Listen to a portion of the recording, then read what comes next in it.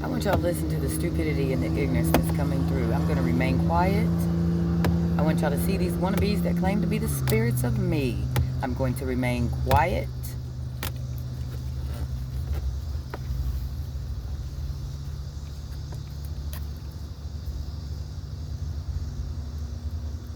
It was Chicks I Won't's payday Friday, right?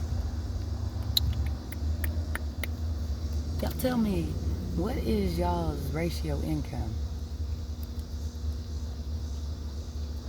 What is it?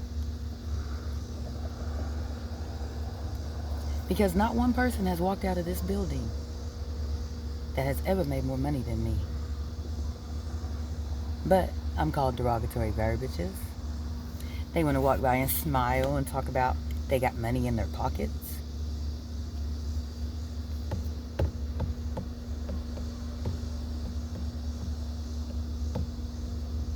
Then these ones that don't work,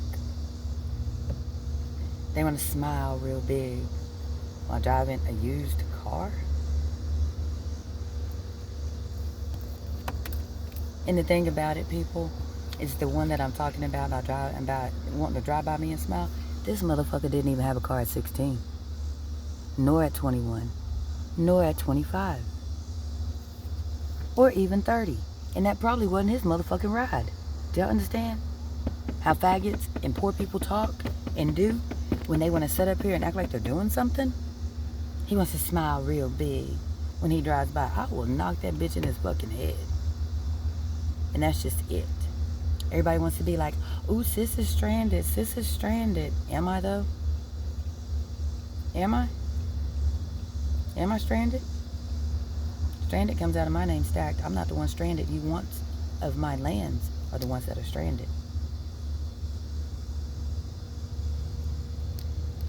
Y'all don't have to pray no more.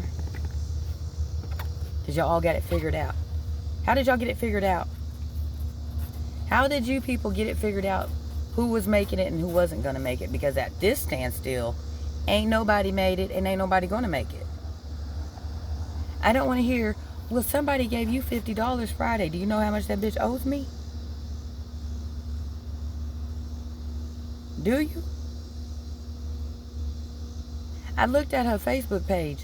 The clothing attire that her children are wearing, I purchased. And put the clothes on them myself. But I'm sitting up here with no gas. Haven't had anything to eat all day. I cannot rely on my children to do for me rightfully. Because it's all about whites. Prove me different.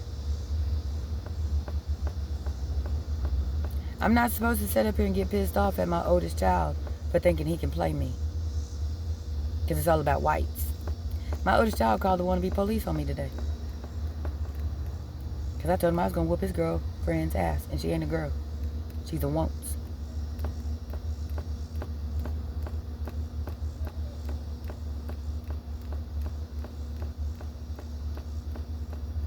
And then when they come over here, he wants to talk about, not my son wanting to say it, the wannabe wants to say, he wants to make a warrant, put a warrant out for my arrest. Last name Morrison, badge number 1142. Why is it badge number 1142? Does that sound like something that comes up off of that Sergeant 714 TV show from the 70s and the 60s?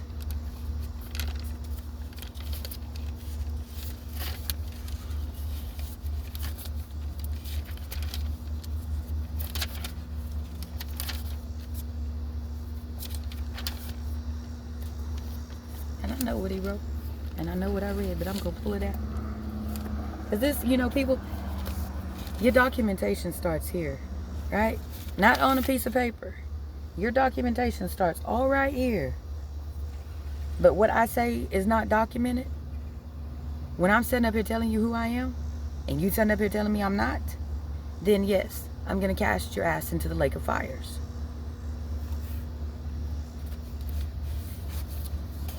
And so I make documentation for people like Morrison, who wants to taunt and harass me. I make documentation for people like Morrison, who refuses to make proper arrestments, such as arresting a white boy named Charlie and a fake Faith named Carba. And she ain't the Faith. And I said Faith. She ain't the Faith. I'm your Faith. I'm your Faith. I'm your everything. That's why I can come up with so many words out of my name stacked. And when we start with what? The dictionary? And y'all do y'all's fuck ups elsewhere. I'm getting sick and tired of, because that was Chelsea and Morrison. Chelsea Adams and Morrison. Wanting to do they fuck up because they think their name came in at the same time that I'm speaking. I said this whenever I was over on Crown Point. When me and my kids stayed on Crown Point and I was in prayer mode. And y'all was sitting up there stalking me from the left side. You do not fuck with me in my prayer. And this was said during that day. And I'm talking 2015 when I was over there on Crown Point. When me and my children lived on Crown Point. Chelsea and Morrison, y'all ain't never lived there.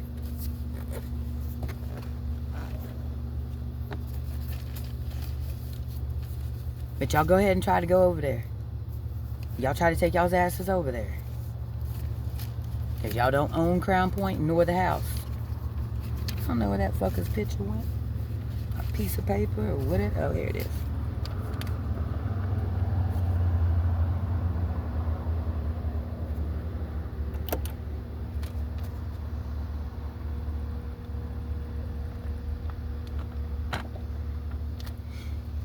Morrison's badge number.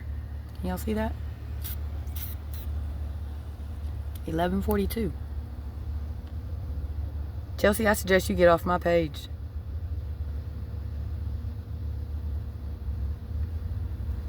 He works for the wannabe Chickasaw Light Horse.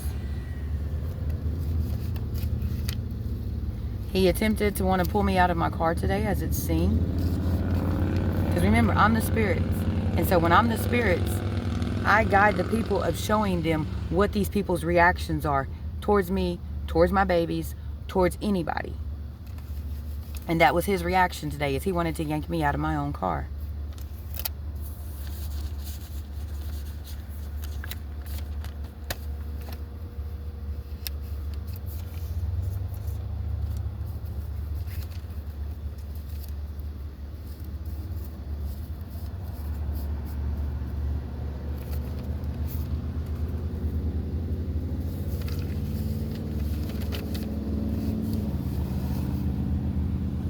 We talked about competition today. Everybody wants to be in competition, right? What is y'all's competition? When I was talking about competition today, it was when a so-called mixed called himself walking out off and behind this fence. And he wanted to act like a badass. He wanted to fight me. A man. 6+ foot. But he wanted to fight me. He comes out like this. I don't stand but motherfucking 5'2". But I tell you what. For a motherfucker that wants to sit up here and try me, I'm going to let you know real quick. My daddy taught me all the motherfucking fighting skills that I got. Don't start y'all's fucking shit. Then a little skinny wants to walk out. A little nasty white. And she got and what do you call that shit? A nasty belly on her. She wants to be talking shit. And the one behind her wants to fight me. So I sat over here. They like, we want you to get out your car. We want you to come over here. I don't have to come over nowhere.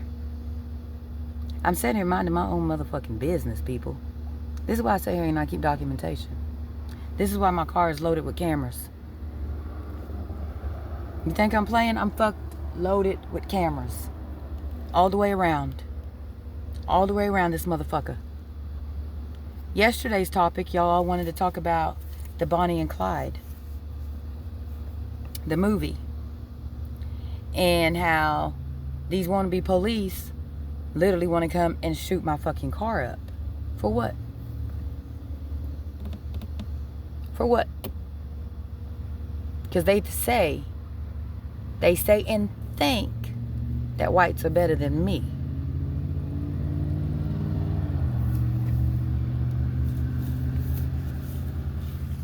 So everybody wants to be in competition. But you all want to fight me? You all want to try me? For what? For what? Just like that nigga wanna be just called himself wanting to hit me, right? Just like Morrison just called himself wanting to hit me. For what? Do y'all whoop up on y'all's wives? Do y'all? Do y'all whoop up on y'all's wives? Morrison, have you hit your wife? Then don't hit me. Words also from my mama telling you, don't hit her, don't hit me.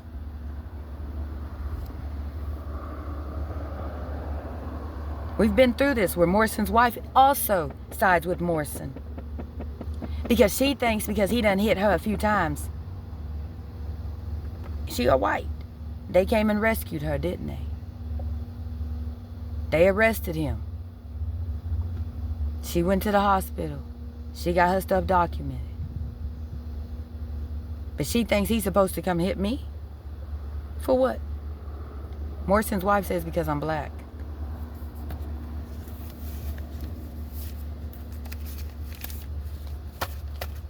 Let me tell you what was said before I turned this recording on. Morrison has a crush on me. And I told him, I said, you should have acted like that when you were standing up here wanting to yank me out my car.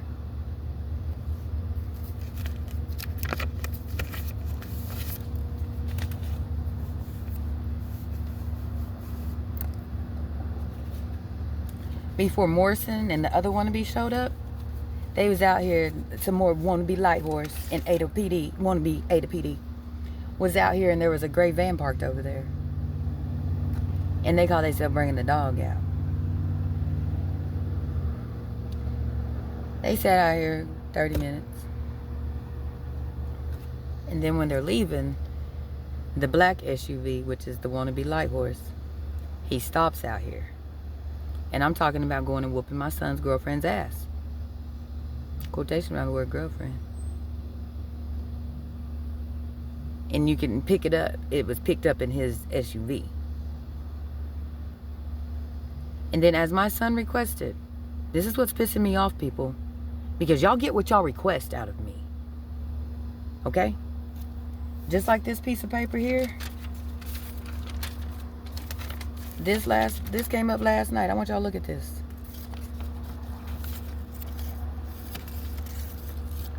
There was that Mustang that pulled up next to me that I told y'all about in one of my previous recordings. They pulled up next to me last night.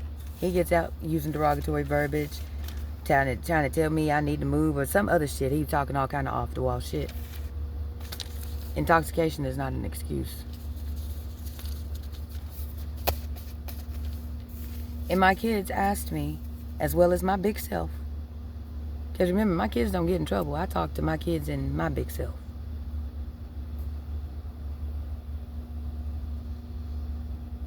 They asked me to start writing. I was like, what do you want me to write? They're telling me, they're like, well, she in an abusive relationship. And I'm like, okay. You know, and they was like, we're not just talking like abusive. We're talking threatening. She's in a very threatening relationship. And so I'm like, all right. And so he done got out the car. And he just talking. And I just kind of glanced at him and didn't pay no attention. And so I start writing her.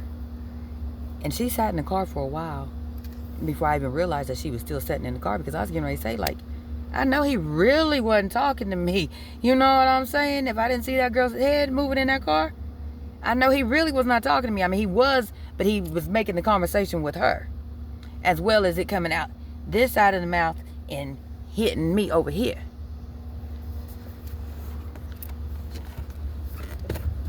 And so she gets out the car and I look at it and I just see the back side of her.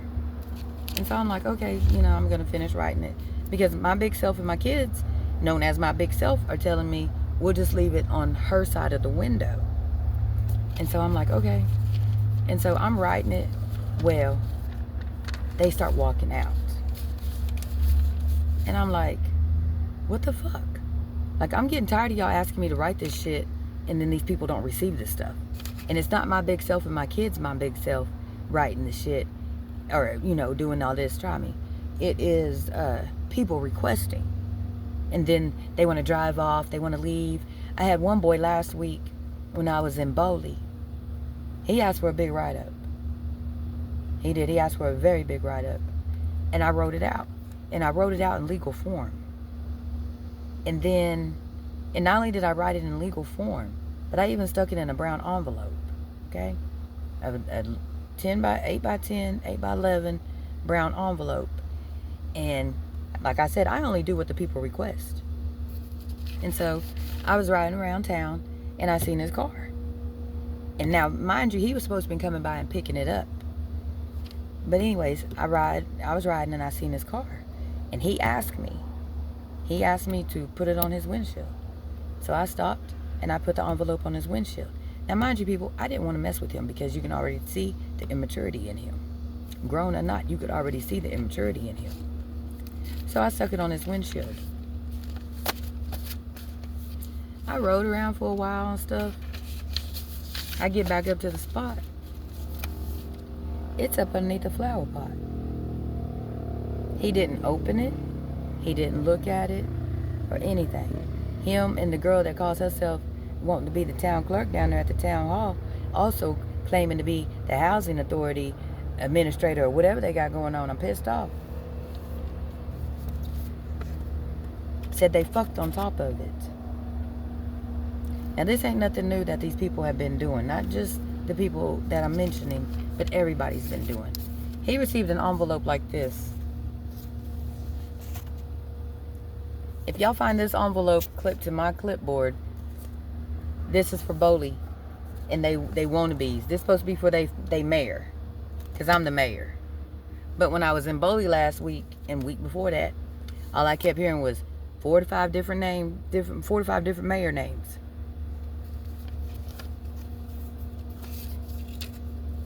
Just like there was one little girl, she rides a mini bike through town over there. She just goes up and down the street, up and down the main street, up and down the main street, off.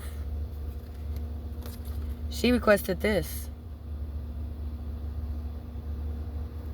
And then took off walking. Other people have requested this, but during y'all's little lie-up fuck-ups, y'all aren't getting this. Y'all aren't going to be going through me to be trying to set y'all's wannabe sinister deeds. It's what it is.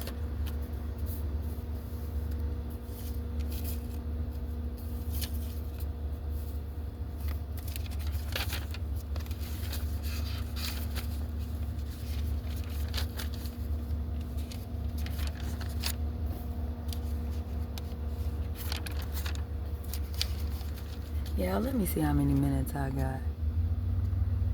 I still got some time. I was gonna show y'all, no, let me show y'all this part real quick.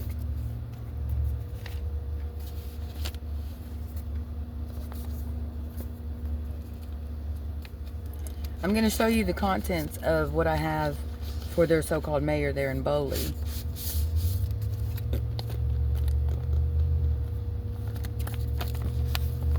District, court, and Bowley comes out of my name stacked. Just as well as Pontotoc in county. And COP.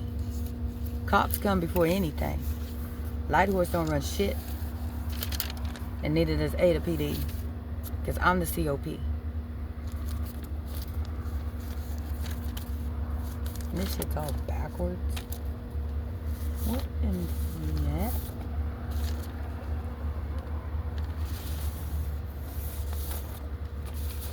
Are y'all paying attention to how this looks?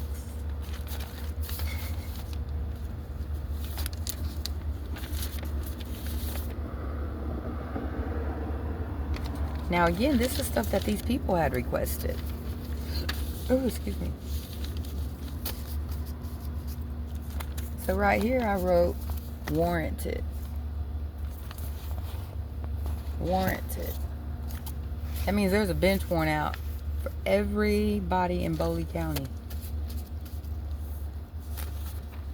They're up there at my arena. I've told y'all arenas comes out of my name stacked. So does horses, so does cattle, so does cows, so does peoples. There's a girl running around driving a gray van with the tag number MDT. I can't remember the other 3 letters to it, but the first is MDT. And it's probably a 2019, anywhere from 2017 to 2020. It might be a later model than that, but going off what's being told to me. And she's got my keys to my arena sheds.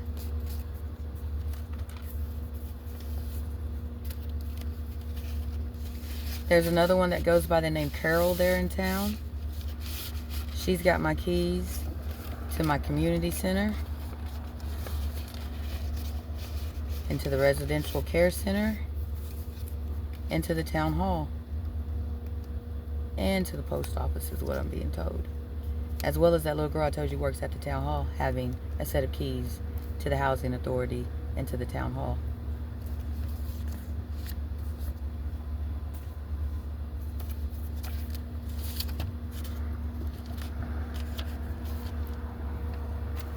I don't know if y'all got to listen to me talk about the deaths that have taken place throughout my family that my family has not made me aware of. And they chose not to make me aware of it because they're like, well, sis, you the spirits. You the spirits. We know you're going to be there anyway. Okay. But I lost one cousin that I grew up with. And her name is Gwen.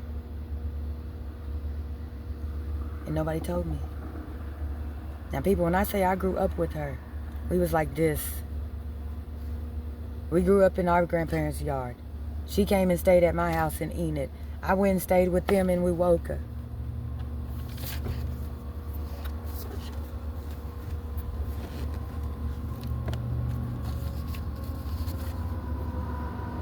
And when she passed away, they refused to tell me. And then there's a certain one that wants to still act like she's alive, and she's not. And so, yeah, my feelings are hurt, but I ain't tripping.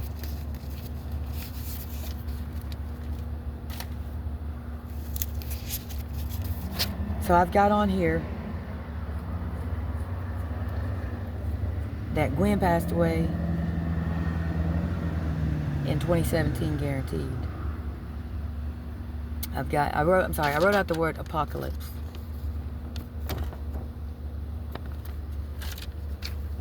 I've got Gwen passed away guaranteed in 2017. My Uncle Floyd passed away, I wrote down here in 2017. But the thing about it is I wasn't informed of his death until June 6th of 2017. And my Uncle Floyd passed away in the wee hours of the night of April 6th of 2017. And it was out, and they tried that. It was after I had made a Mustang purchase. Me and my kids went out there and we visited with him. And I wanted him to come look at my car. And he had a sprained ankle. And he had told me his ankle was sprained. And he told me he had been to church the week before. And he told me that he thought it was the women around the corner.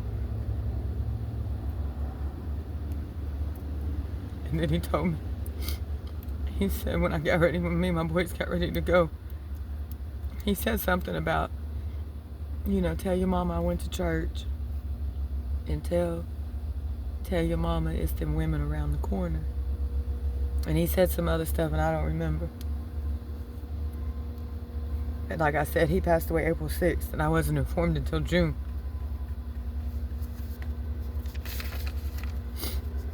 And then the way they informed me, he was naked on his knees.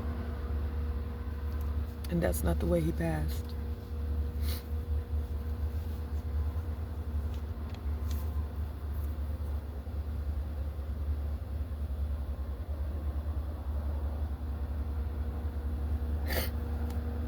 Got on here that my Uncle Jackie passed away in 2018. And he says that he requested that I be there so that they wouldn't do to him like they did to my Uncle Floyd. Uncle Jackie passed away December 25th, 2017. And me and his daughter and his son was the only three within his presence. I've got on here that Val Jerry passed away in 2016. I wasn't informed of Val's death until February of 23.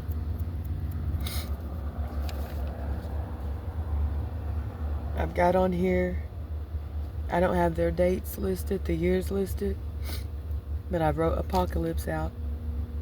Lawana had passed away, Alvisha had passed away, and Yolanda had passed away. Yolanda is my cousin Yo-Yo, Alvisha is my cousin Bibi, both sisters to Gwen. Lawana is my little cousin, my Uncle Floyd's daughter.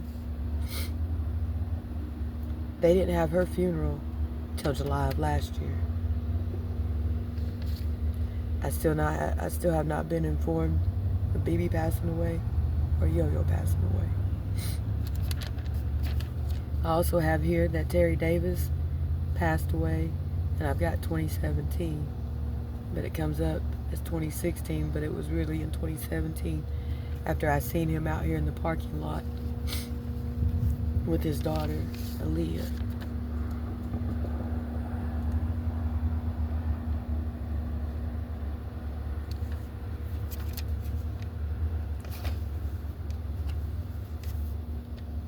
I've got over here my Uncle Floyd's kids.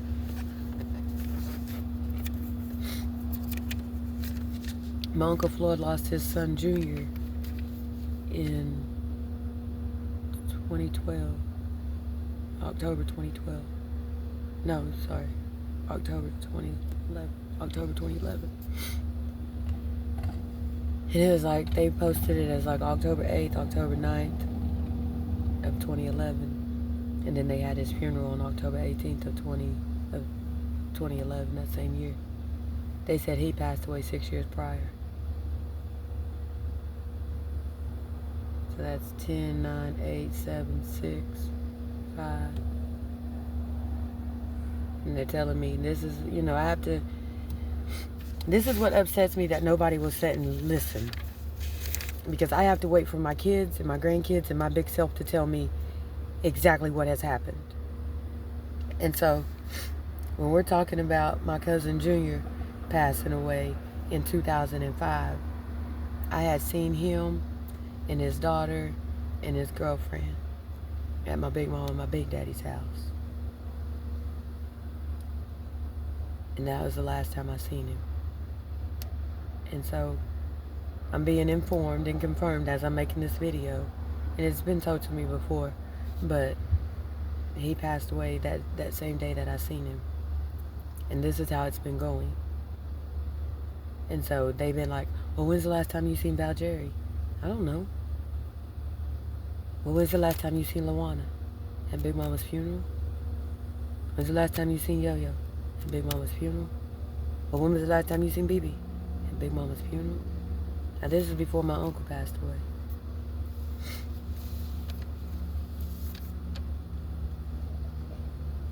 And then I've got down here Sam. And before I had started this recording, we was talking about Sam had passed away. It comes up 2004, and then it comes up at 2003 right here on me. It came up at 2004 right here, and it comes up at 2003 right here. And I seen Sam at Lawana's funeral last year. And then I seen him in 2017. I seen him in 2017 at a so-called family reunion. And then I've got their mama's name listed, and their mama's name was Christine. I seen Christine at my cousin Junior's funeral in October of 2011. And they said she passed away the same day I seen her when I got my laser. I got my laser in 98. I got my laser in August of 98. And she seen us like the same week or a week after that when I got my laser. And she was riding with my Uncle Clarence. She was in my Uncle Clarence's truck. And so that was the last time I seen Christine up until my cousin Junior's funeral of 2011. And so I didn't know, I knew, but I didn't know because my uncle would always still talk about her. Like, he didn't talk about her all the time, but he would talk about her, and he would joke about them being married and stuff like that. And it even comes up that, you know, he was joking with me about them being married and her being really in a grave. And then I've got Tanya written down here. Tanya's my Uncle Floyd's and Christine's oldest daughter that we know.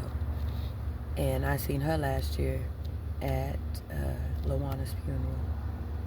And the time before then, I seen her at her daddy's funeral. And then the time before then, I seen her at Junior's funeral.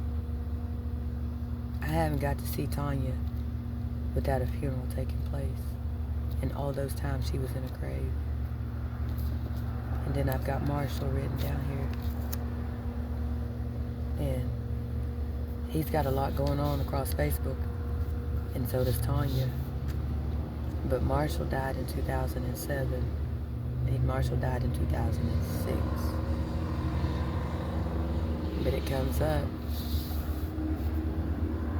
Marshall died when I was pregnant with my baby boy, Braylon. And Marshall died because Marshall had killed my oldest son.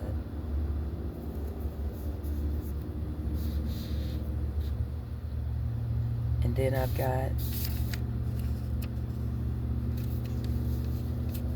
got up here at the top, I wrote out Apocalypse again.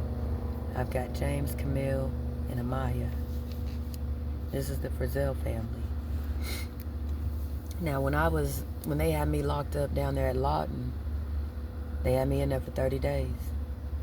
I slept for 3.5 days, if not more. And I couldn't wake up. And I was considered DEAD. And I do recall them coming in there and picking my body up. Well, when I was asleep, it shows that James Frizzell is shot in the back of the head by Douglas. It shows he's shot right here, and it shows that Douglas is coming through the back seat of James Frizzell's Explorer and shoots him in the back of the head. Now, if y'all are paying attention, Douglas goes out this side of the door. It was Lauren that shot James Frizzell in the back of the head. Lauren is James's daughter, known as Amaya's mama. Now, I've been told, and I mean, people is truthful, you know, but I've been told that Amaya, back in 2019, the recordings kept saying, and it was me, Big Self, and my children, and my grandchildren, and my Big Self. But it was saying Amaya was going to die before the age of 25. And so I was just like, okay. And then it comes up, it's confirmed that I had said this when Amaya was 4 years old, that she would die by the age of 25. And when I said that, I could feel, and it's F-E-E-L, I could feel my baby Braylon getting shot and my baby Justice getting shot like this, and it was Douglas that did it. He had requested that my kids spend the night with him so that he could shoot them. Now, people, before everybody wants to be like, well, how is it that you didn't know all this?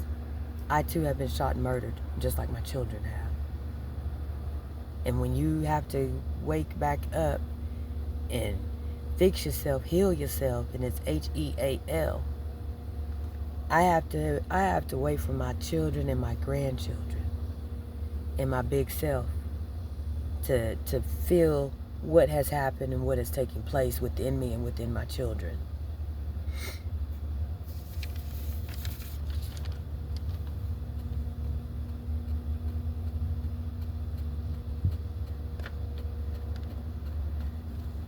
When I was writing this out, I wrote out Apocalypse.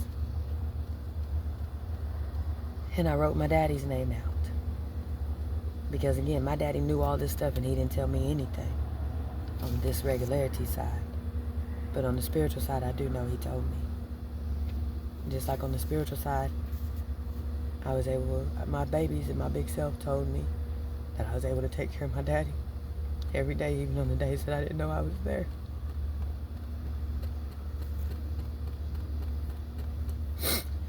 Since I've lost my daddy,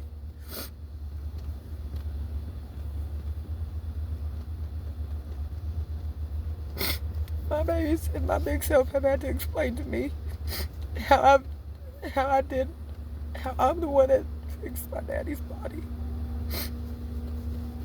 And I've been the one that's been doing all the work at Criswell.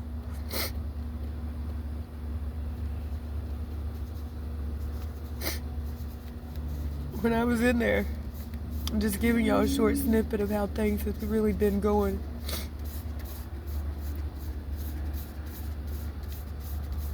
When I went in for my daddy's wake that Thursday, there was a woman that greeted me. And I worked with her at McCall's Chapel, at the McCall's Chapel Assisted Living. And her name is Joanne. I worked with Joanne in 2002. She told me then that she was 69 years old.